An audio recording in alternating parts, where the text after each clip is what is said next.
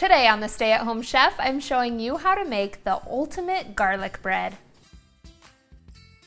I've been making this garlic bread for more than 10 years now, and people are always telling me that I make the best garlic bread ever. It's really good, but I guess you'll just have to make it for yourself and find out if it really is the best ever. To start, you'll need a loaf of French bread. You want to slice the bread in half lengthwise. You can actually use any kind of bread you want for this, but we do prefer French bread. Just fold it open and set it aside. Next, we'll make a cheesy, herb-filled garlic butter spread to go on top of the bread. You'll need 1/2 cup of softened salted butter, and you want that to be to a spreadable consistency.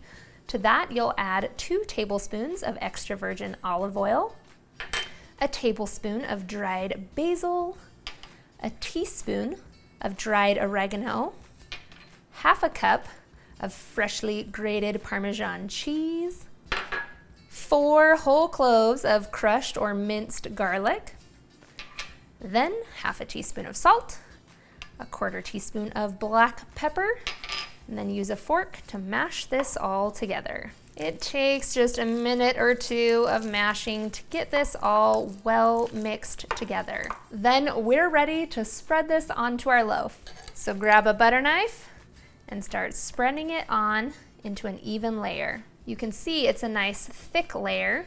Make sure you get all the way to the edges and ends of your loaf too. I don't want there to be a single bite without buttery garlic goodness. Transfer your bread to a baking sheet, and then we're gonna toast this using the broil setting in the oven. Broiling involves heat from above, so you can see the flame up there. This is going to toast our bread. Keep a close eye on it and let it toast until the top of the bread is lightly browned. How long that takes will depend on the broil setting on your oven and how close your bread is to that heat source. Then you're ready to slice and eat.